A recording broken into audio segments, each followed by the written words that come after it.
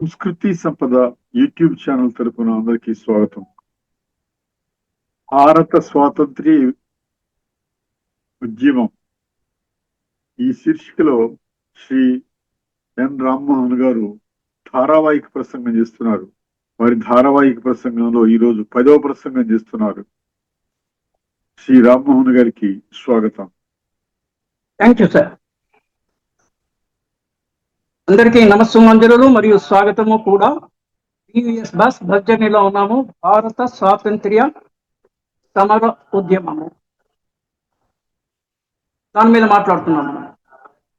దాని పూర్వపదాలు అనేటువంటి ఒక పదం మనకి pre and post, PDP, pre, during, post. During అంటే ఆ పర్టికులర్ యాక్టివిటీ జరుగుతున్న సందర్భం అంతా డ్యూరింగ్, దానికి పూర్వ రంగము, ఉత్తర రంగము. మనకి ఉత్తర రామచరితం అని కూడా ఉంది, అది కల్పితం అని కొంతమంది అంటారు. వాట్ ఎవర్ ఇట్ ఈస్, ఉత్తర భాగము, పూర్వ భాగము. పూర్వ భాగము, ఉత్తర భాగము ఉన్నప్పుడు మధ్యలో జరిగింది అది రియల్. ఇది మనకి విమానయానం నుంచి దాన్ని కంపేర్ చేసుకుంటే కూడా టేక్ ఆఫ్ పూర్వ రంగము, ఫ్లై అది మెయిన్ పార్ట్. అదే ప్రాజెక్టు, అదే పథకము, అదే కార్యక్రమము ముగిసిన తర్వాత సేఫ్ ల్యాండ్ ఉత్తర భాగం. సరే, దానికి వస్తే అసలు యుద్ధాలు ఎందుకు జరుగుతున్నాయి? ఇప్పుడు కూడా యుద్ధం నడుస్తున్నారు. నెల రోజులైనా కూడా యుద్ధం ఒక ముగింపుకు రావట్లేదు. శాంతి యుద్ధము 2 టైమ్స్ ఉంటాయని కూడా మనం ఇంతకుముందు అనుకున్నాము. యుద్ధ కారణాలు ఏమి? మితిమీరిన స్వార్థము.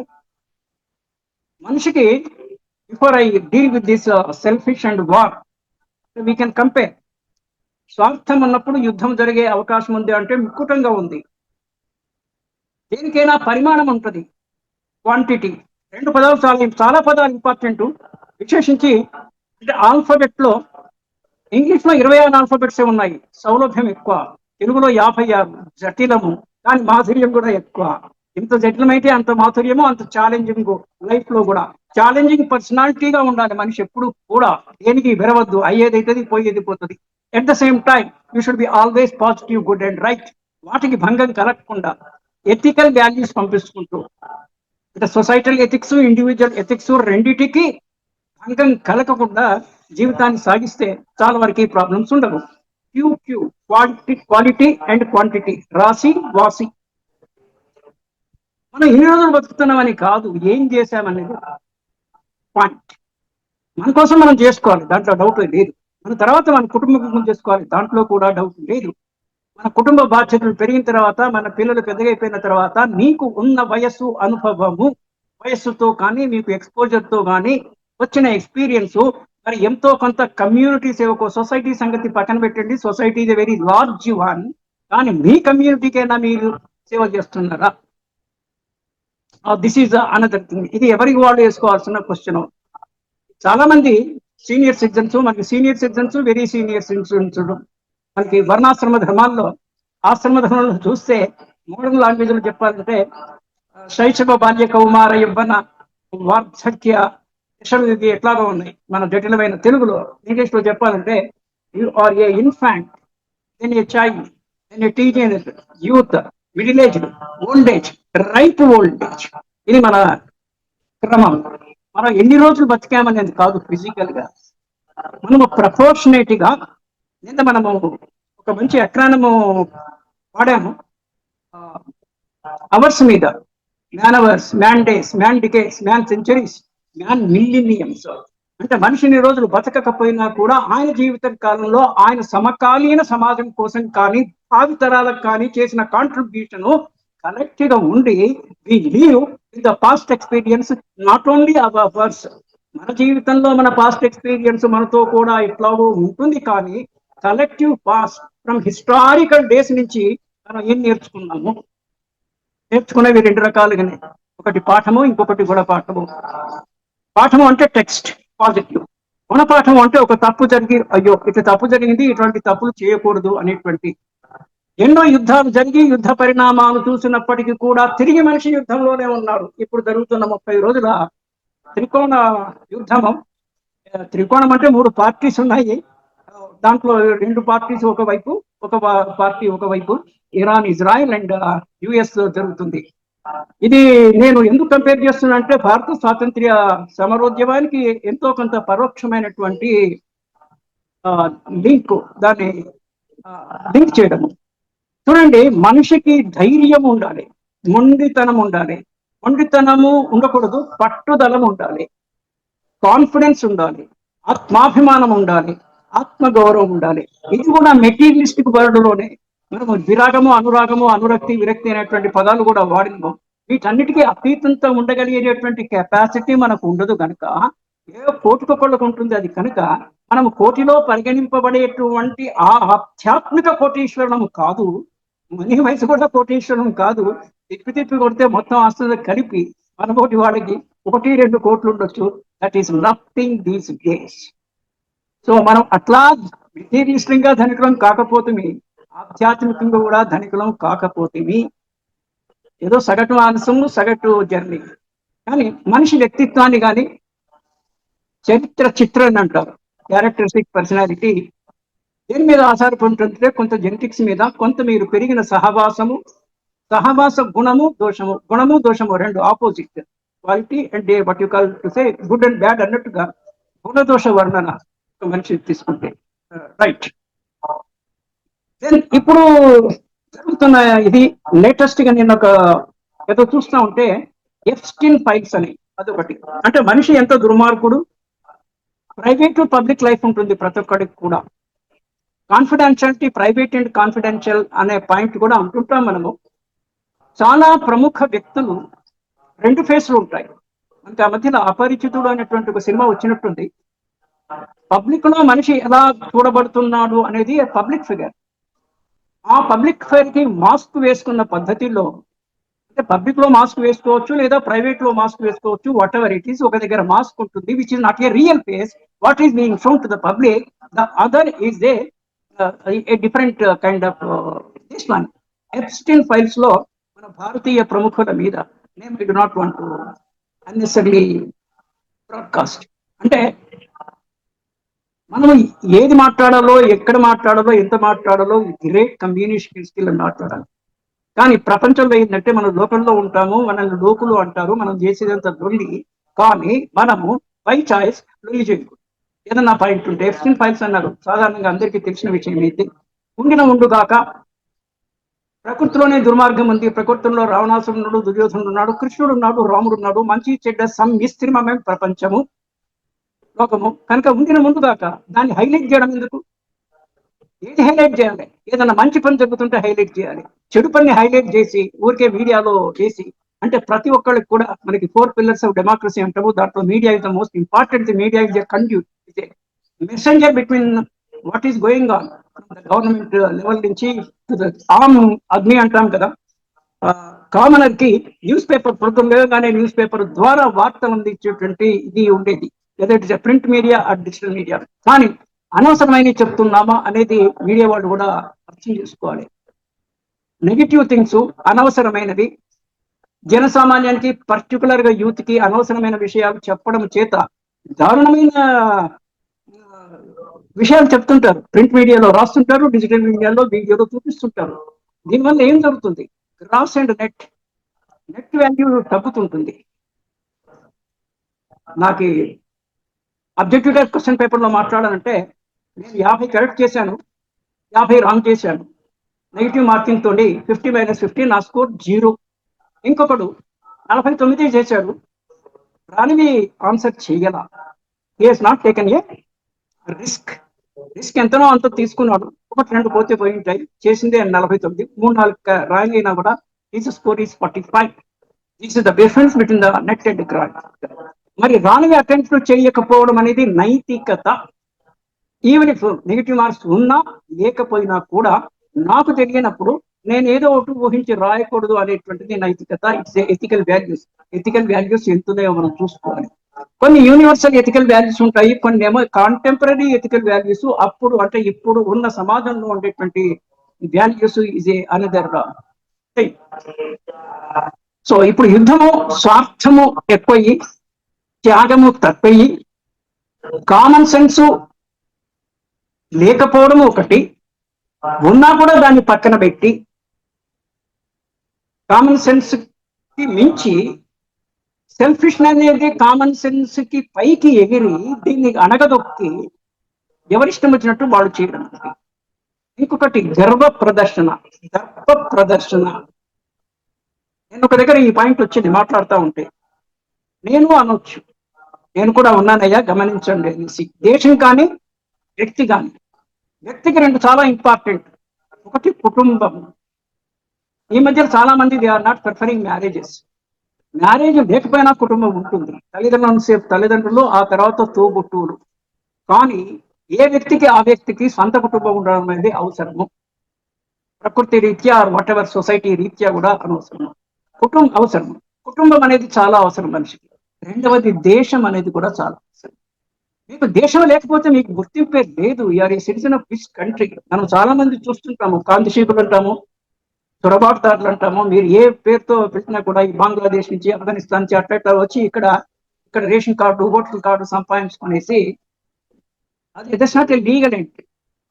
కానీ రాజనీతిలో ఎవరైనా శరణార్థులు వచ్చినప్పుడు వాళ్ళకి ఆశ్రయం ఇవ్వాలనేటువంటి కాన్సెప్ట్ ఉంది. అది వేరే అంశము. ఇక్కడ నేను చెప్పదలుచుకుంది ఏంటంటే, ప్రతి వ్యక్తికి కుటుంబము, నా ఫ్యామిలీ, మై కంట్రీ, జాతీయ భావం ఉండాలి. మీ మతం ఏదైనా కూడా.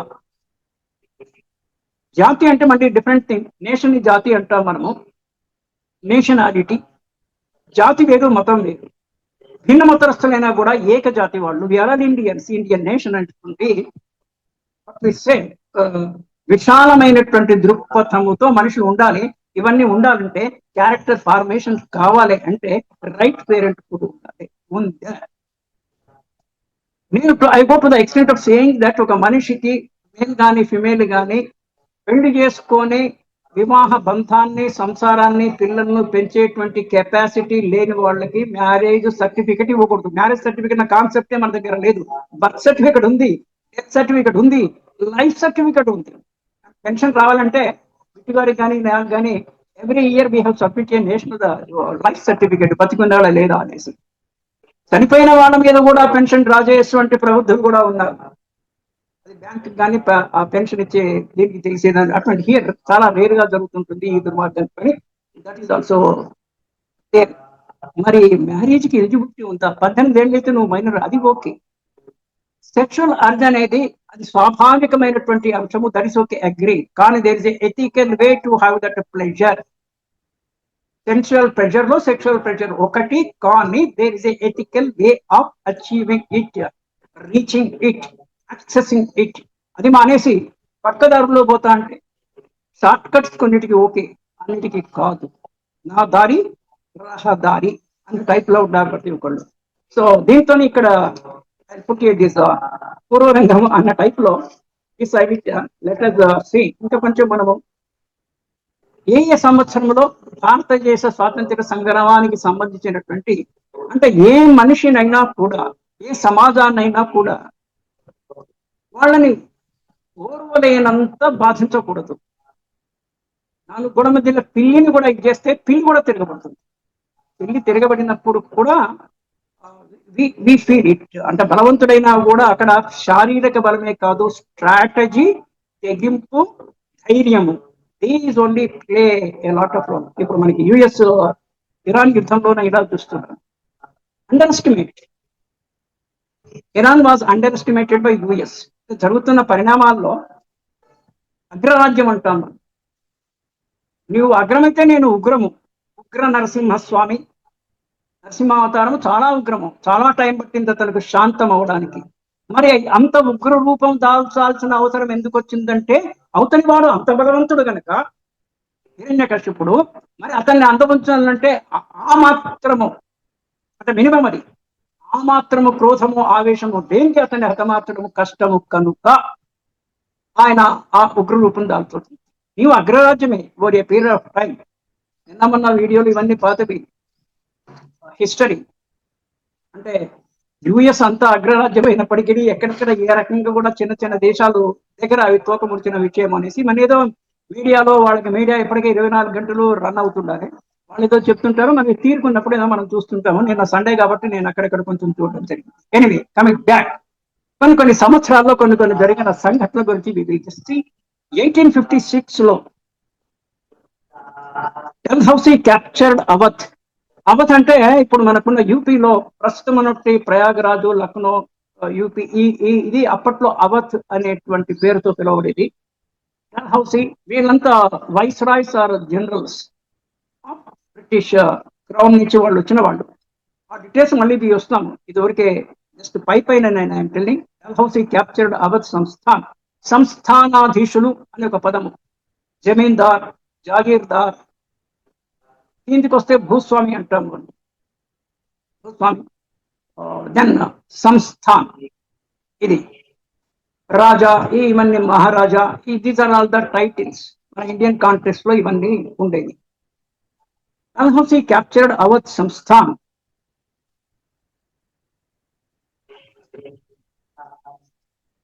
ఇది 1760లో. Or 1856, I will clarify that. Lakshmibai with the help of the Tantia Tope. Tantia Tope అనుకుంటే ఆయన ఒక దేశభక్తుడు, రాజు.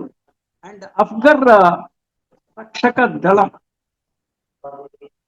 Jhansi Lakshmibai. Jhansi is the place in, ఇప్పుడు కూడా ఉంది అదే పేరుతోని, ఝాన్సీ ఇన్ మధ్యప్రదేశ్. ఝాన్సీకి రాణి. మాకు హిందీ సెకండ్ లాంగ్వేజ్ లో ఒక పద్యం ఉండేది,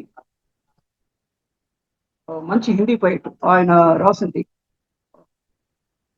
తూబలడి మైదానమే ఝాన్సీకి రాణి అన్న ఒక పంక్తి దాంట్లో వచ్చేది. Lakshmibai with the help of Tantia Tope and అఫ్ఘర్ రక్షణ దళం ఫాట్ బ్రిటిష్. సింధియా. సింధియా మధ్యప్రదేశ్ లో వాళ్ళది ఒక రాజవంశము. They were little pro British. British వాళ్ళు వచ్చినప్పుడు ఏమైందంటే, స్వార్థం అనే పదం మనం ఇందాక వాడాము. వాళ్ళ ఉనికిని నిలబెట్టుకోవడానికి కానీ, మామూలు ఏంటంటే ఎవరి మాట చెల్లుతుందో వాళ్ళ సైడ్ వెళ్ళిపోతుంటారు అందరూ.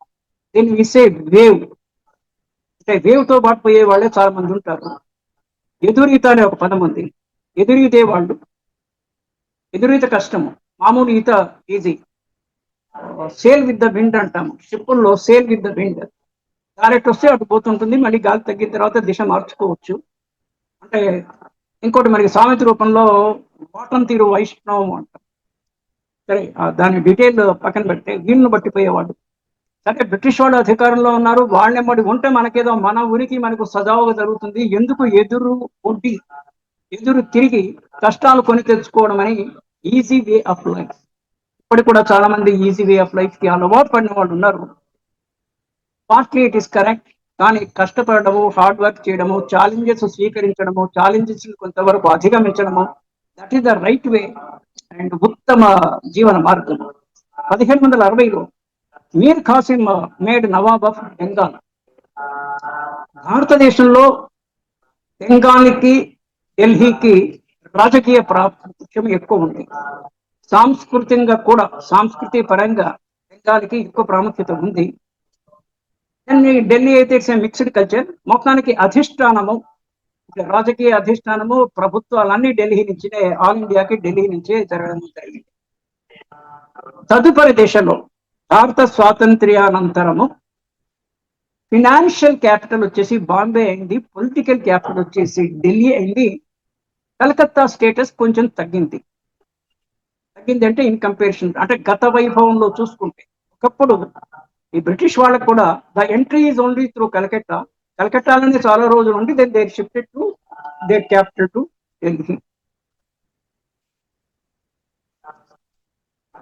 1698లో ఈఐసి అంటే it is the short form I use for East India company. వీళ్ళు they constructed fort to William. పోర్ట్లకి fort saint George fort, fort saint George, అట్లా పేర్లు వాళ్ళు అలా పెట్టుకున్నారు. బ్రిటిష్ కల్చరు అంటే కల్చర్ పేర్లు కూడా, వ్యక్తుల పేర్లు కూడా ఆ కల్చర్ ను బట్టి ఉంటాయి. కానీ విచిత్రం ఏంటంటే సౌండ్ అదే, ధ్వనించేది అదే. మీరు ఆ అని అనుకోండి, ఏ భాషలో అయినా కూడా ఆ అనేది ధ్వనిస్తుంటుంది. ధ్వని అదే, కానీ పదాలు, ఉచ్చారణ, combination of the alphabets different, దాంట్లో డిఫరెంట్ గా ఉంటుంది. కొన్ని కాంబినేషన్ చాలా మధురంగా ఉంటాయి. Arabic language for example, Sanskrit language, Telugu language, అంటే భాషలో కొంత మాధుర్యం. సప్తస్వరాలు అంటాము. 7 స్వరాలు. ఆ కాంబినేషన్ లోనే రాగము సృష్టింపబడుతుంది. మేళకర్త రాగాలని there is a lot of this and but ultimately they are soothing to ears. వినబడడానికి కర్ణపేయంగా ఉండాలి, కర్ణ కఠోరంగా ఉండరాదు. That is the check. So EIC constructed fort William around 3 villages. ఈ 3 విలేజెస్ కేరళలో కాలికట్, సూతమతి అండ్ గోవిందాపూర్, ఈ 3 విలేజెస్ కలుపుకొని ఈఐసి ఇది కన్స్ట్రక్ట్ చేసింది. నేను అక్కడక్కడ చూసినప్పుడు అనిపిస్తుంది భారతదేశంలో నేను కొన్నిటికి I feel happy in life. అంటే మనకి తెలిసిన దాన్ని విశ్లేషించినప్పుడు మనకి హ్యాపీయో అన్హ్యాపీయో తెలుస్తుంది. తెలియని దాన్ని అంటే ఏది తెలియదు అంటే మన పొటెన్షియల్ మనకి తెలియకపోవచ్చు. మనకు ఒక 50 యూనిట్లు పనిచేసే సామర్థ్యం ఉన్నప్పుడు మనకు 20 యూనిట్లు మనం పనిచేస్తున్నాము, మిగిలిన 30 యూనిట్ల సమర్థత మన గురించి మనకు తెలియనప్పుడు what we say ignorance is bliss అని ఉంటుంది. అయ్యో నాకు ఇంత కెపాసిటీ ఉంది, నేను అచీవ్ కాలేదేమో అన్న బాధ లేకుండా ఉంటుంది. నా మట్టుకు నేను చెప్పాలంటే ఇండియన్ బ్యాంక్ లో ఆఫీసర్గా పనిచేయడం వల్ల దేశమంతా తిరిగే అవకాశం వచ్చింది. బ్యాంకుల్లో ఎల్ఎఫ్సి ఎవ్రీ 2 years 3 years ఇచ్చేటువంటి ఎల్ఎఫ్సి దేశంలో ఎక్కడికైనా పోవచ్చు. ఒక టర్మ్ ఎక్కడికైనా, ఒక టర్మ్ నేటివ్ ప్లేస్ కి. మనకు రాష్ట్రాంతరంలో ఉద్యోగం చేస్తున్నప్పుడు I worked in Bombay, Calcutta, Chennai. Native place రావడానికి ఒకసారి, దేశంలో ఎక్కడికైనా పోవడానికి. నేను బాంబేలో ఉన్నప్పుడు ఐజర్లీ 1980s we went all the way from Bombay to Gauhati under LSC. అప్పట్లో కలకత్తా నుంచి నార్త్ ఈస్ట్ కి flight was allowed for bank officers. అప్పుడు ట్రైన్ రూట్ చాలా సర్క్యూటర్స్ గా ఉండి they allowed the flight to north eastern parts from Calcutta. నేను ఈ point ఎందుకంటున్నా అంటే ఒక్కొక్క ఉద్యోగంలో ఒక్కొక్క రకమైనటువంటి హెజార్డ్స్ అంటే రిస్క్స్ ఉన్నాయి, అనుకూలాలు కూడా ఉన్నాయి. దానికి ఫినాన్స్ తో డీల్ చేసేది కాబట్టి ఆ రిస్క్ ఉంది. మీరు పొరపాటున ఒక చెక్కు తప్పుగా పాస్ చేస్తే కానీ, ఎవరికైనా లోన్ ఇచ్చింది సరిగా అనలైజ్ చేయకుండా ఇచ్చి మళ్ళీ రాకపోతే కానీ అకౌంటబిలిటీ చాలా ఉంటుంది. దేవుడు మేలు చేసి 38 సుదీర్ఘ బ్యాంక్ సర్వీసులో ఎటువంటి అవకతవకలు లేకుండా సుజాలు సరిపోయింది. That's a different thing. 1760 Wandiwash లో Eyre Coote of English defeated Lally of French. ఇంకా విచిత్రం ఏంటంటే డిఫరెంట్ విదేశస్తులు వచ్చి భారత భూతలం మీద వాళ్ళు గొడవ పడుకున్నారు. French and English, English French war, Dutch English, ఈ రకంగా. ప్లేస్ ఏమో ఇక్కడ, బ్యాటిల్ గ్రౌండ్ ఇక్కడ. వాళ్ళిద్దరూ third parties with respect to India, అయినా వాళ్ళు ఇక్కడ వచ్చి పోరాడు. అంటే మనకి సంపన్నత ఉన్నప్పుడు మనం సంపన్నతను చాటుకోకూడదు. నెంబర్ 1 ఉన్నట్టు కూడా వేరే వాడికి తెలియకూడదు. మన ఇంటికి మనం ఎట్లో తలుపులు పెట్టుకొని తాళం వేసుకుంటామో, దేశానికి కూడా బార్డర్ కింగులు, సరిహద్దు రాజుల మీద లోపల ఉండేటువంటి చక్రవర్తులు మంచి నిఘా పెట్టి వాళ్ళను సంతోషపరుస్తూ they should ensure that the సరిహద్దులు బాగా కాపాడబడుతున్నాయి. Land border or a water border. అప్పట్లో ఇంకా ఈ విమానాలు ఇంత ఇది రాలేదు. అప్పటికి కథ మాట్లాడుతున్నాను కాబట్టి. 1799లో టిప్పు షార్ట్ లో అంటాము టిప్పు సుల్తాను మీద దాదాపుగా 60-70 ఎపిసోడ్ల టీవీ సీరియల్ వచ్చింది. దానికి స్టార్టింగ్ లో మ్యూజిక్ చాలా బాగుండేది. అది ఆకర్షించి నన్ను ఆ మ్యూజిక్ కోసమైనా నేను చూసేవాడిని. Naushad is a great Hindi music director. I think if I'm right, he hails from Kerala. ఆ సీరియల్స్, రాణా ప్రతాప్ సీరియల్స్, గౌతమ్ బుద్ధుని మీద వచ్చిన సీరియల్స్, అంటే సమయ సద్వినియోగము. అంటే నేనేదో పెద్ద సద్వినియోగం చేశానని కాదు, ఉన్న టైంలో అవన్నీ చూడడం చేత ఎంతో కొంత మస్తిష్కంలో అవి ఉండడము చేత కూడా నేను ఇలాంటివి ఏమైనా చెప్పడానికి కొంత అవి కూడా అనుకూలించినాయి. అంటే ఎప్పటికప్పుడు మనం ప్రిపేర్ చేయడము జరిగినా కూడా ఆ పూర్వ స్మృతి కూడా కొంత ఉపకరించేటువంటి భావన. 1799లో Tipu Sultan son of Hyder Ali. Tipu Sultan died at the hands of English. అంటే మనుషుల్ని చంపడము ఎంత దుర్మార్గం అంటే, చాలా మంది నాన్ వెజిటేరియన్స్ ఉంటారు. నేను ఆ కాంట్రవర్షన్కి వెళ్ళట్లేదు, కానీ ఒక జంతువుని ఎట్లా చంపి తింటాము అనేది ఎవరికి వాళ్ళకి వస్తుంది చేసుకోవాలి. Law does not prohibit food of non vegetarian. మీరైనా తినొచ్చు. కొన్ని వైల్డ్ లైఫ్ ప్రొటెక్షన్ యాక్ట్ ఉంది. జింకలు, కొన్ని లేళ్ళు, జింకలు కొన్నిటికి వన్య ప్రాణి సంరక్షణ చట్టం ప్రకారంగా వాటికి ప్రొటెక్షన్ ఉంది. కానీ otherwise you can eat non vegetarian. గోవధ నిర్దేశ చట్టము అది స్టేట్ యాక్ట్. కొన్ని రాష్ట్రాల్లో అది ఉన్నప్పుడు దే ప్రొటెక్ట్ ద కౌస్. మరి నువ్వు కోడిని మేకను తిని చంపుతున్నప్పుడు అదే అనాలజీలో మనిషి ఇంకో మనిషిని చంపుతున్నారు. ఇక్కడ పాయింట్ ఏంటంటే హింస అహింస రెండే. హింసాత్మక ధోరణి, అహింసాత్మక ధోరణి. జైనిజం, బౌద్ధిజం, బుద్ధిజం వీళ్ళంతా కొంచెం అహింసా ధోరణి ప్రేరేపణ దీన్ని దాన్ని వాట్ యు కాల్ ప్రాపగేట్ చేస్తూ వచ్చారు. కొన్ని మతాలు హింస అంటే తత్వంలో ఆలోచిస్తే దేనికైనా అది పంటికి పన్ను, కన్నుకు కన్ను, దెబ్బకు దెబ్బ అనేది ఉంది. కానీ మనకి నోరు ఉంది కదా, మాట ఉంది కదా, చెయ్యి చేసుకునే లెవెల్కి రాకుండా ఉండేటువంటి పరిణితి మానవునికి ఉన్నా కూడా అందరి మానవులకి అదే రకంగా ఉండదు కనుక ఇవి జరుగుతున్నాయి. ఏదైనా ఒక దుర్ఘటన, యుద్ధము లాంటివి జరుగుతున్నాయంటే వాటికి జరిగేటువంటి పొటెన్షియల్ ఉంది కనుకనే జరుగుతున్నాయి అనేది మనం ఒక స్వాంతన రికన్సిలేషన్, సమాధానము ఆన్సర్ కాదు, ఒక స్వాంతన చేసేది ఏముంది అన్న పాయింట్లో. సో టిప్పు సుల్తాన్ వీళ్ళ ఫాదరు అంతకుముందు 17 years బ్యాక్, ఈయన 1799లో చనిపోతే 1782లో Hyder Ali died in the second. అంటే యుద్ధాలు రెండవసారి, మూడవసారి, చాలా వరకు 2 సార్లు జరిగినాయి. ఫస్ట్ టైం, సెకండ్ టైం, రేర్గా థర్డ్ టైం కూడా జరిగినాయి. Hyder Ali died in the second Anglo Mysore war. Mysore సంస్థానం కేవలం ఇండిపెండెంట్ కింగ్స్. కొంతమంది సామంత రాజులు ఉన్నారు, కొంతమంది స్వతంత్ర రాజులు. సామంత, స్వతంత్ర ఈ 2 పదాలు. స్వతంత్ర రాజులు, మైసూర్ సంస్థానము. సో ఇంగ్లీష్ వాళ్ళు ఇక్కడ వచ్చి పరిస్థితి గమనించి ఈ సంస్థానీయులు కొంతమందిని వాళ్ళు స్వాధీనపరుచుకునేసి వాళ్ళకి మిలిటరీ సపోర్ట్ ఇచ్చి కొంత వాళ్ళ దగ్గర కప్పము తీసుకునేసి ఆ రకంగా కొంతమంది ఎదిరించిన వాళ్ళు, ఎదిరించి యుద్ధం చేసి చాలా వరకు ఓడిపోయిన వాళ్ళు, కొంతమంది కొంతకాలం నిలదొక్కున్న వాళ్ళు, ఈ డిఫరెంట్ వేస్ లో ఉన్నాయి. ఇక్కడ 2 పదాలు చాలా ఇంపార్టెంట్, పన్ను, కప్పము. పన్ను అంటే ట్యాక్స్. ఇప్పుడున్న పరిస్థితుల్లో మనకు ఒకటి direct tax and indirect tax.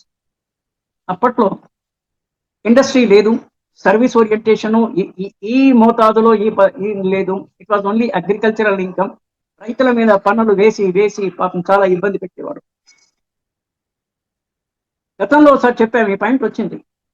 రైతుల దగ్గర పన్ను వసూలు చేయడానికి కూడా అవుట్ సోర్సింగ్ ఇప్పుడు మాట్లాడుతున్నాం, అప్పట్లోనే మధ్య దళారీలకు ఇస్తే వాళ్ళు ఎంతో కొంత కప్పం కట్టి రాజుకి ఆర్ బ్రిటిష్ వాళ్ళకి వాళ్ళు ఎక్కువ మొత్తంలో అగ్రికల్చర్ ట్యాక్స్ వసూలు చేయడం అనేది జరిగింది. ఓకే, ఇదంతా భీభత్సము. అంటే ప్రజా ఉద్యమాలు ఉంటాయి, ఉద్యమశీలత ఇండివిజువల్ లెవెల్లో ఉంటుంది, ఎంటర్ప్రీనర్షిప్ అంటే అది. కానీ ప్రజల నుంచి ఉద్యమం వస్తే ఇది చాలా కష్టం. మాప్ సైకాలజీ అంటాము. ప్రజోద్యమం కనుక వస్తే, ప్రజల్లో నాటుకుపోతే, చాలా ఎగ్జాంపుల్స్ చెప్పొచ్చు. ఎవరైనా ఒక గ్రూప్ కానీ ఇంకో గ్రూపును అదే పనిగా ఇబ్బంది పెడితే అది జరుగుతుంది. అంటే కొన్ని వాస్తవాలు చెప్తే యథార్థవాది లోపవిదేశి అంటారు. కొన్ని పబ్లిక్ లో చెప్పి ఉపయోగం లేదు. ప్రైవేట్ లో 2, 3, 4, 5 మన మనస్తత్వం ఒకటే ఉన్న మనుషులతోనే we can discuss in private. సూత్రప్రాయంలో ఏంటంటే బ్రిటిషర్స్ ఇక్కడికి రావడం దట్స్ ఓకే, ఆ విషయం మనకి తెలిసిందే, దాని నుంచే మనం మాట్లాడుతున్నాము. కానీ విత్ ఇన్ ద దేశము, ఏ దేశంలో అయినా, విశేషించి we're talking about the India, ఒక వర్గం వాళ్ళు ఇంకో వర్గంలో హింసించిన సందర్భాలు చాలా ఉన్నాయి కదా. ఒక ప్రాంతం నుంచి ఇంకో ప్రాంతానికి పోయిన ప్రాంతం మీద పెత్తనం చేయడము, లోకల్ వాడిని పాపం వాడికి తెలివి లేక వాట్ ఎవర్ రీజన్ వాడు అట్లానే నేను ఇంతేనేమో అనుకునేసి వాడి పొటెన్షియల్ వాడికి తెలియగా అడిబడిగా ఉన్నాడు. So locals last value. అందుకే నాకు తెలిసి ముల్కీ సర్టిఫికెట్ అనేది ఉండదు ఒకటి. అంటే స్థానికులకు రక్షణ కింద ముల్కీ అన్న పదం ఇప్పుడు లేదు. It's Urdu word I think. ముల్కీ సర్టిఫికెట్, ఆ తర్వాత నేటివిటీ సర్టిఫికెట్, ఆ తర్వాత residential certificate, local area certificate or whatever this one. అంటే ట్రైబ్స్ కి ప్రొటెక్షన్ అని మనం అనుకుంటాం. సోషల్ ట్రైబ్స్ కి రెడ్ ఇండియన్స్ అమెరికాలో బ్రిటిష్ వాళ్ళు కొంతమంది అమెరికాలో ఇది చేసినప్పుడు కూడా అమెరికన్ వార్ ఆఫ్ ఇండిపెండెన్స్ అవి చదివినప్పుడు కూడా లోకల్స్ అణచి వీళ్ళు ఎట్లా పైకి వచ్చింది అంటే ఇది ప్రకృతిలో ఉన్న విషయమే. మత్స్య న్యాయం అంటాం ఇది. Big fish eating small fish, you cannot do anything. ప్రకృతిలో ఉంది కాబట్టి కొంత సంఘటిత శక్తి మటుకు పనిచేస్తుంది. సింగిల్ గా ఎవరు పనిచేయలేని పని 10 మంది కలిసి, 10 కాకపోతే 100. అందుకే వివేకానంద స్వామి ఏమన్నాడు, 100 మంది నాతో ఉండండి అంటే ఇలాంటి వాళ్ళు కాదు, ఎక్కువలో దూకడానికి రెడీ, ప్రాణం వదలడానికి రెడీ, అటువంటి వాళ్ళు ఉండండి. I will change the world, I will change the country అని స్వామి వివేకానంద అన్నాడు. అది తథ్యము, చేదు నిజము. కానీ అది అంత ఈజీ కాదు. ఒక్కొక్కసారి ఆశ ఎక్కువైపోయినప్పుడు, ప్రభుత్వం యొక్క పీడన ప్రజల మీద ఎక్కువైనప్పుడు ప్రజా ఉద్యమాలు వస్తుంటాయి. అలా వచ్చిందే భారత స్వాతంత్ర్య సమర ఉద్యమము. Right, okay. Then Hyder Ali died in Anglo Mysore war and Tipu Sultan take over. Subsequent లో ఆయన కూడా చనిపోయారు. దెన్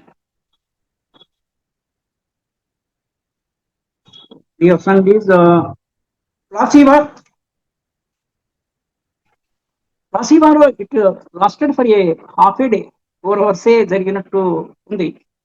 23 జూన్ 1757 నాడు ప్లాసీ వార్. బిట్రేడ్ అంటే మోసపూరితంగా, అంటే నయవంచన అంటాం. కరెక్ట్ వర్డ్ వచ్చేసి నయవంచన. Betrayed by Mir Jafar. మీర్ జాఫర్ అనేటువంటి వీళ్ళంతా లోకల్ కింగ్స్, ఎక్కడికక్కడ ఆయన చేత వంచింపబడి, betrayed by Mir Jafar, nawab Sirajuddin was arrested and killed. యుద్ధంలోనే చావడము ఒక పాయింట్, యుద్ధంలోనే చంపడము చావడం ఒకటి. యుద్ధ ఖైదీలు అంటారు. అంటే రాజుని, కొంతమందిని అవతలి రాజుకి చంపడం ఇష్టం ఉండదు, అంటే అది మంచి ఉద్దేశం అని కాదు. వీడిని హింసించాలి, ప్రాణముండంగా హింసిస్తే హింస ఏదో వీడికి తెలియనటువంటి కర్కశ క్రూరత్వము. చంపితే ఒక నిమిషంలో అయిపోతుంది, అదొక రకమైనటువంటి విముక్తి. అరెస్ట్ చేసి హింసించి ఆ తర్వాత శివాజీ మనుమణ్ణి కూడా అలానే చేశారు. Shambhaji or something, I forgot, not Shambhaji, Shahu I think. Shivaji మన్మణ్ణి కూడా అలాగనే చిత్రహింసకి గురి చేసి మతం మార్చుకోమని, చిత్రహింసకి. అంటే ప్రకృతిలో మనిషికి కొంత స్వతంత్ర భావము, స్వాతంత్రం ఉంది. దానికి విరుద్ధంగా ఎవరు కూడా జులుం అంటాం, ఉర్దూలో పదులు జులుం చేయడానికి. So I will stop for today here and continue tomorrow. రేపు Mahavir Jayanti, to the extent I know. So Mahavir Jayanti శుభాకాంక్షలతో థ్యాంక్ యూ, నమస్తే, బాయ్.